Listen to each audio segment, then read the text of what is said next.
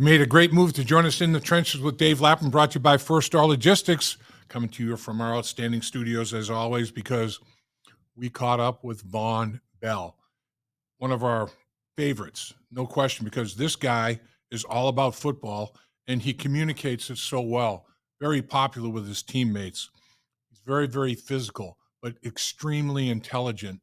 We talked to him about training camp, the process of indoctrinating the young players to the National Football League, adjustments that they have to make from the college game to the NFL game.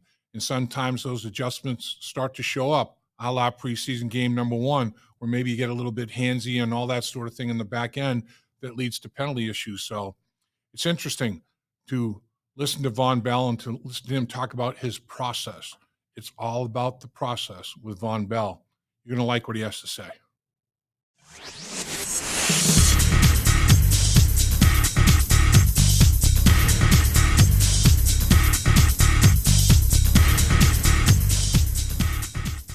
What a great decision you made to join us in the trenches with Dave Lapham, brought to you by First Star Logistics, because we are talking with one of our favorites, and that would be safety Vonn Bell. And you guys are, first of all, welcome. We appreciate your time, my man, on a day off during training camp. You're a heck of a man to take some of that time and give it to us. Really appreciate it. Thank you for having me. So you're into training camp, week into it. You just finished preseason game number one against the Tampa Bay Buccaneers. 17-14 score, final score in favor of the Tampa Bay Buccaneers. Boy, the last 5 minutes of that game, though, there was a lot of action, a lot happened in that football game down the stretch in the last 5 minutes. But take me through training camp before we start to talk about the game a little bit. Take me through training camp.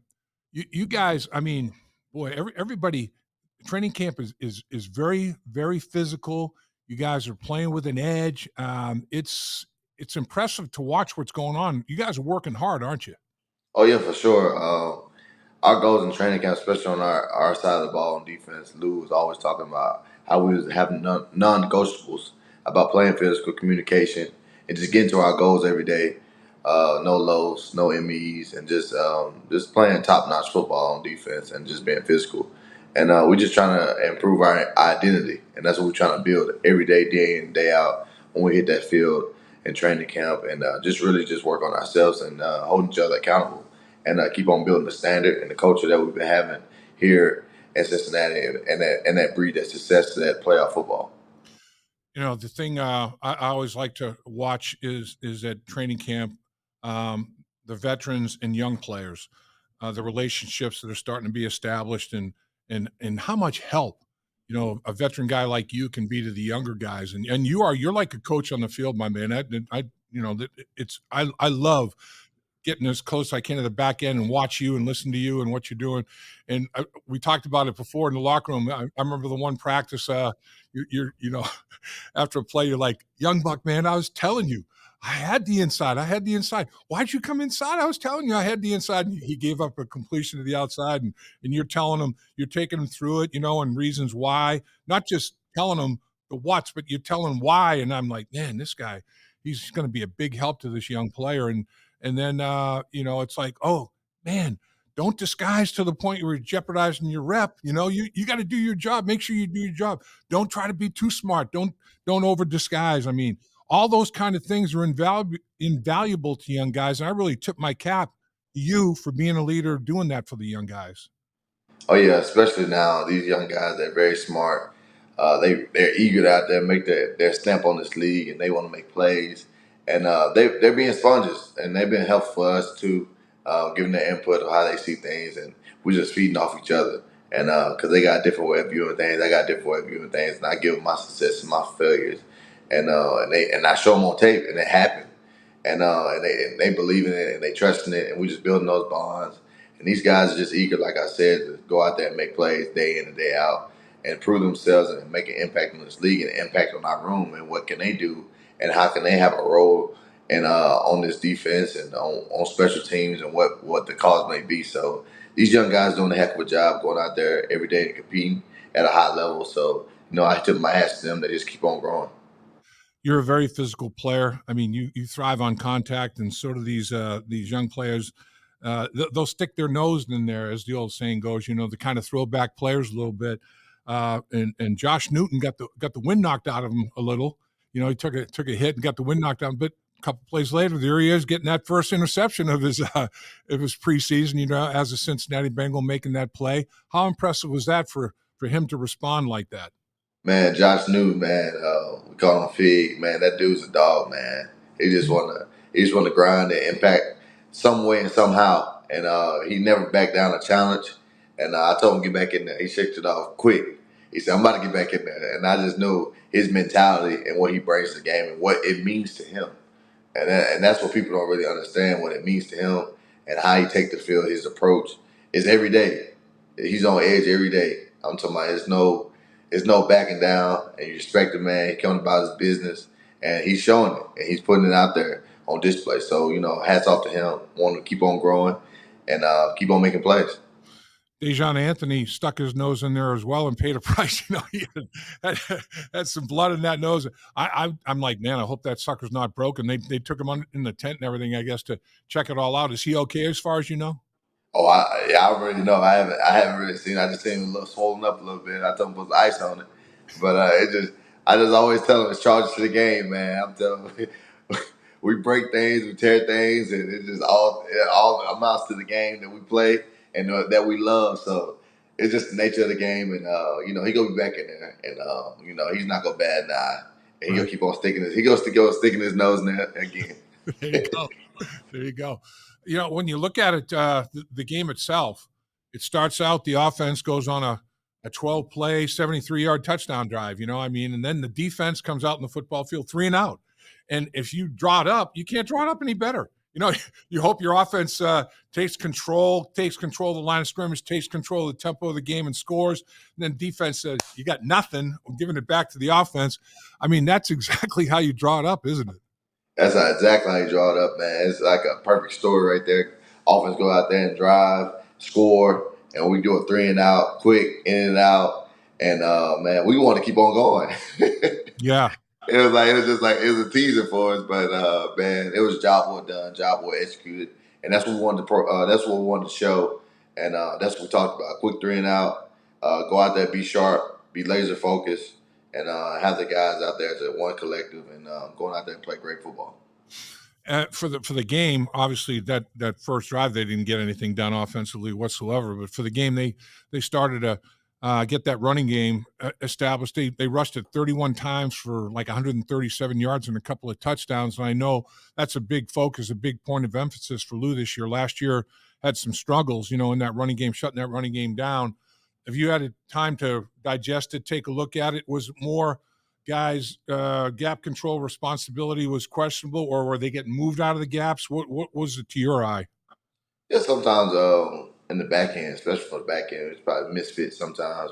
Sticking your nose in there a little bit too nosy and whatnot, or just being just a little late. And I told the young guys it's gonna happen fast in the game time.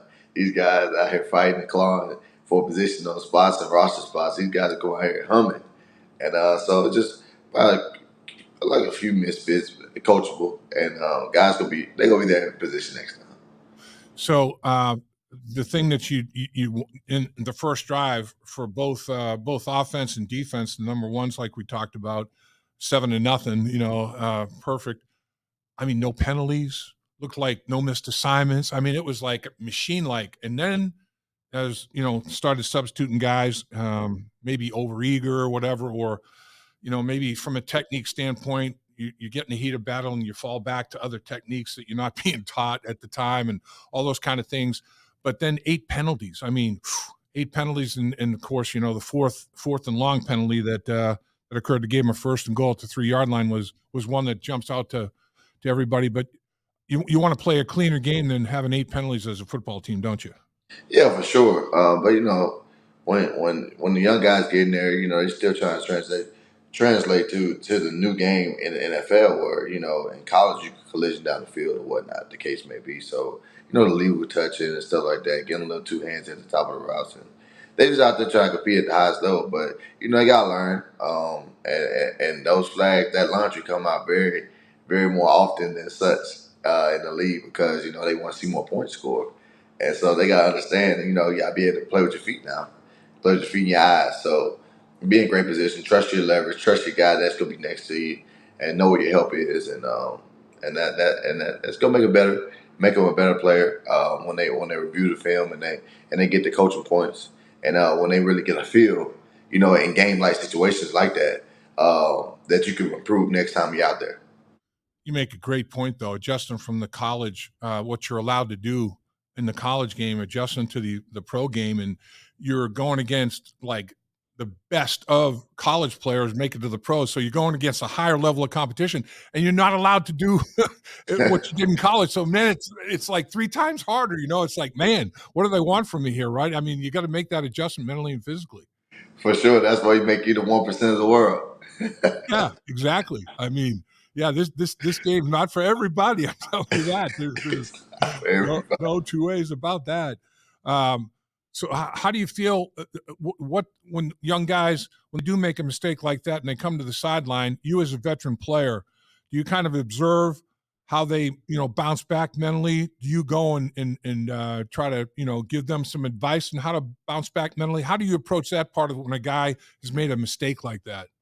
It varies sometimes, especially if it's a DB. I always want to see how he gonna respond.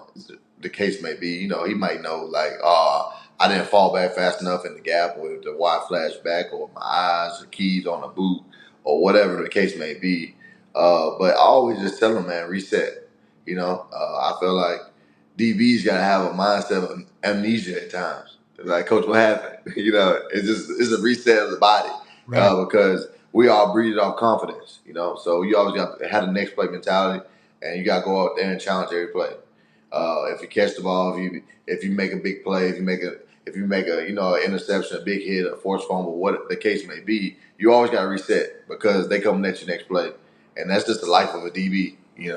We on islands, we on coverage, and that's what they see in the back end. That's what the big plays are made. That's what ESPN is shown, and I always tell them that. So never be lack of confidence or whatever the case may be. Always link to your brother. I always tell them that. Always link to your brother. Play off each other, feed off each other, and breed confidence with each other when you're out there talking. Yeah, you're exactly right. I mean, if I'm an offensive lineman and my technique's sloppy and the guy beats me because, I wasn't sharp enough technique wise or anything. I mean, instead of a 7-yard gain, maybe it ends up a 3-yard gain and nobody's going crazy about it. But on the back end, man, you're the last line of defense. You have a problem and they take it to the house. Now all of a sudden it's like, woof. And, it's that I think that's the key to success. A guy like you that's been in the league for so many years, not only do you have great physical ability, but that mindset of, okay, man, I'm compartmentalizing that. I'm going to learn from, but I'm putting it aside for now and I'm going to move on. I'm not going to make that same mistake again. And then, like you say, don't think like, oh man, I've arrived. How about that pick, man? And then all of a sudden, man, you get humbled. So you gotta compartmentalize the success too, right? I mean, it's like you gotta move on, man. You can never be too comfortable, and we got, especially the DB, you got to live in the uncomfortableness. You got to live in that area and that uncomfortable, and always trying to grow, and always just being a sponge, and man, always just constantly perfecting your craft, and that's the life of a DB. And man, we always on edge, because these guys back there, we the supporting cast, and it's like, man, we got to put the umbrella over everything, and it's like, man, nothing can get back here, no bombs, no, and nothing. We Yep. keep everything in front. That's the way to be, no doubt about it. Okay, so Joe Burrow has been having a great camp. You guys, everybody talks about it, and it's very obvious. And he goes in the football game, and all he does is go 5 for 7 and throws a touchdown pass, and Joe's Joe, and almost hooked up with T. Higgins. It would have been 6 for 7 or whatever with a lot more yards. It's still that one touchdown, obviously, but he is something special. When you watch him though, no surprise. I mean, he sees the field so well. Is that your expectations? I mean, when you watch Joe, T. Higgins, and others perform in that first drive, it's like, yeah, we see this every day. Oh yeah, oh yeah. When I see that, I have very high expectations for those guys, man. The sky's the limit for them, and man, when you see it day in and day out, it's just, man, it's just like a well-oiled machine, And those guys are very with their connection and with the offense and how that rhythm is going right now. And I'm talking about from the front to the backs to the tight ends to the receivers. So they're doing very well. They're on the same page with Joe. Joe getting them in the right protections and the right checks when he sees the safeties or the tilt or the rotation of the defense may occur to him. And he's just making it. He's just executing it. He out there playing chess. He's dicing people up, and that's why he's one of the best in the world. So we tip our hats to him. We love going against him every day. He's our quarterback. He's number one in our hearts, and we love going against him every day. And he's making us better, and you see it every day. And he's putting it out there on film. And he went out there like yesterday, and went out there like an oil machine. Like I said, went down the field and executed. And his job well done. Keep on building that momentum, and we got to keep on. Putting the right steps, foot forward into the destiny we want to get to. Yeah, it was so crazy, talking before the game with Zach doing a pregame show. I'm like, boy, wouldn't you like to have at least a 7-play drive offensively for a touchdown, your defense to go 3 and out? He goes, that's perfect. Yeah, that's it. And well, it's a 12-play drive. So Joe gets 12 snaps in the bank, throwing the ball 7 times, completing 5 of them, a touchdown, and in the bank it goes. And then the defense again goes 3 and out. What do you think of young Jermaine Burton? I mean, 3 catches for 82 yards and back-to-back receptions, 37 and 38 yards, 2 catches for 75, one of them a touchdown. He's got some skills, doesn't he? Oh yeah, I was excited to see him under the lights. I knew he was gonna make a big catch. I knew he was. I just felt it. I just felt that this guy could go, man. And he got big catch radius. I seen him, and he has that. I think he's starting to build that factor where throw me the ball. I don't care who's on me. You know, he look at the quarterback like, give me an opportunity, give me a chance. So he kind of showed that yesterday, and I'm very excited. I want to keep on growing and keep on getting better. How about I picked this guy as my first star logistics in the trenches lineman of the game. Travis Bell, man, like 6', 6'1", 300 plus pounds. Dude, I thought he was inverting the line of scrimmage in the running game. He had that sack. He's bull rushing, throwing guards around. I'm like, man, Travis Bell, he's ringing that bell, man. He's taking advantage of opportunities here. For sure. You gotta always maximize your opportunities, man. He going out there had a motor, being out there playing with energy, enthusiasm, playing with one of his brothers out there on the line, and those guys were in unison. They was flying around that quarterback, making him feel uncomfortable, pushing the pocket, and going out there playing relentless. Let me ask you, as a safety, a guy that he made some plays last night. Tanner Hudson just seems to be a guy that's like, man, I know I got to go prove myself every year. I know that. I understand that. And when I get a chance, man, I'm going to make plays. And the quarterbacks have a lot of confidence in this dude, don't they? They do. They do. They love Tanner. They love Tanner. Big catch radius. He's very savvy with his routes. He also sticks his down there and block too. So you never know if he's in the game just to pass or to run block. So that's a great mixture and combination and bouncing off each other. So and he finds himself open. He's very savvy, like I said, with his routes. And man, he just finds a hole in those coverages at times, just sitting in the soft spots, and the quarterbacks find him. So I feel like their quarterback feels more comfortable with him being a security blanket in that offense. So I like him a lot, especially I love when they get in that 12 personnel with him in Jaceki. And you never know what may occur with the boot action, what might occur. So and they can split it out, make it look like 11 personnel with Mike split out, and they can do all types of things in that package. So I really like Tanner a lot. So you've been banging heads. It got kind of physical down the stretch. You guys are probably tired of hitting each other, and then you get the preseason game #1 in your belt. But now you're going to be going in joint practices, controlled scrimmages, against an opponent, different colored jersey, for the next 2 preseason games. I mean, that just lays out perfectly, doesn't it? You're going to get great work. It's almost like you're getting multiple game reps leading up to that opener, isn't it? Yeah, for sure. Especially when going against another opponent, going against somebody in the league, one of the 32 teams, they always will have top caliber, um, competitors, athletes, and competition where you get to go against these guys, especially to get the #1 pick overall in the draft. They got a lot of guys transaction in the offseason with the receivers, with the running back Swift, Keenan Allen. They draft Doomsday, and they got Cole Kmet. So it's gonna be a great competition, especially there. And we're excited. We get tired of beating up on each other at times. So excited to see the same faces at practice, but what an opportunity this group has, and we got to take advantage of it. And especially the reps we get, they're vital because they're just stepping stones in the path for our way where we're trying to get to. So the group's excited, they're eager to go, and we can't wait to see what we do in Chicago. And Chicago, obviously, you're going there, so that's a road trip. And then the Colts got a short week and Thursday night against the Colts. But that when you travel to Chicago, you're traveling on Wednesday.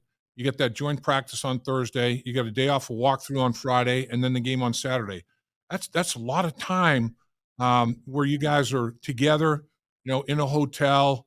There's big opportunity for bonding there, on the football field as well as off the football field. Do you guys look at that as a big positive as well? For sure. We always talk about cohesive units and togetherness. And yeah, spend a lot of time together.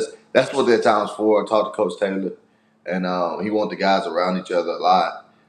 Going to dinners. We always do that here regardless. We're always together. And just even more, and this where those memories and stuff are made along these journeys. And that's where those brotherhoods and that bonds are lifetime.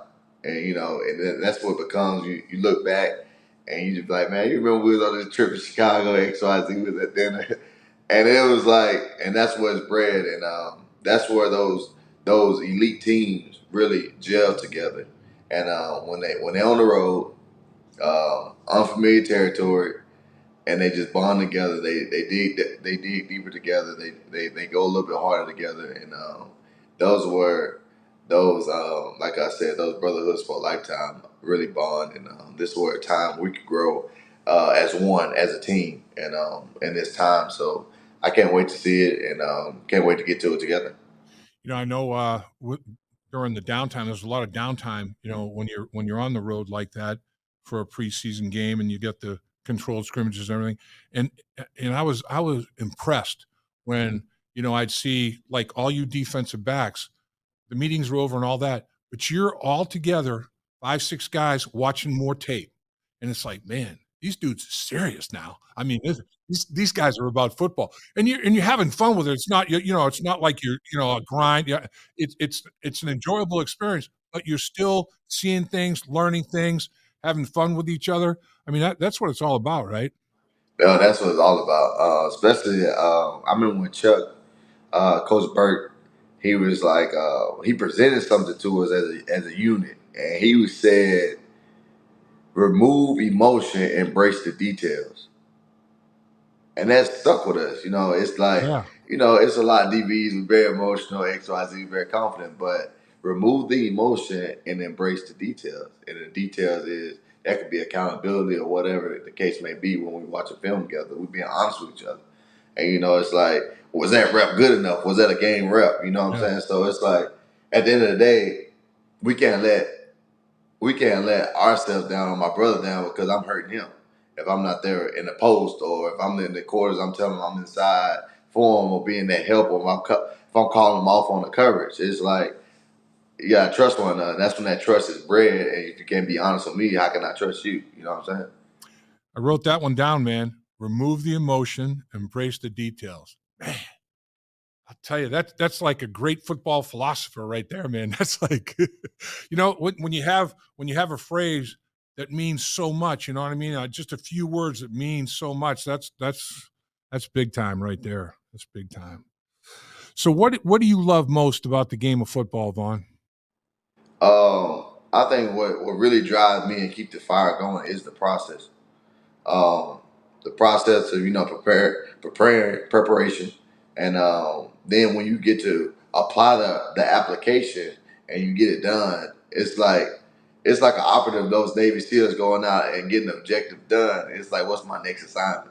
And it's like that's what always keep on driving me, and especially it's like seeing young guys come in, and they becoming a young man, they become a grown man, and you see that process too. So the maturation process of that, and it just keep on driving me, and just being a vessel, and just being a tool. So guys, just use me and just being there for one another, and that's what really what gets me, and that's why I really love the game. So here's one that I thought, or it was spoken to me back in high school. My high school offensive line coach was big into phraseology, philosophy. I mean, he was a deep thinker, deep football thinker. And he goes, "Men, you know what team stands for?" And we're like, "Yeah, yeah." Okay. He goes, "Well, here's what I think team stands for. T stands for together. E stands for everyone. A stands for achieves. M stands for more. Together, everyone achieves more. That's team." And I'm thinking, dude, I mean, that hit me. And to this day, I mean, shoot, it's over 50 years ago, getting near 60 years ago. But, when I heard that, and I'm like, man, I'll tell you what, that makes a lot of sense because, man, it's if you think that you're what it's all about, you're playing the wrong sport, man. It's a team deal. Team deal. Team deal. That's why offense breed off defense and special teams breed off one another with field position.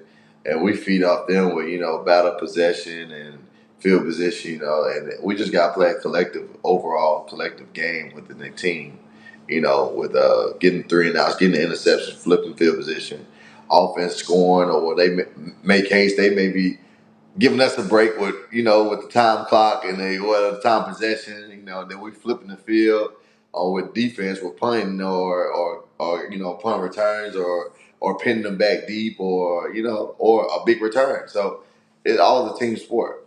It's all the team sport. Final thought, I guess. The one thing that this preseason game gave you guys, like you talked about, there's situations in a football game. 4-minute drill, 2-minute drill, backed up at the 3-yard line, defending in the red zone and in the low red zone, trying to score in the red zone, low red zone.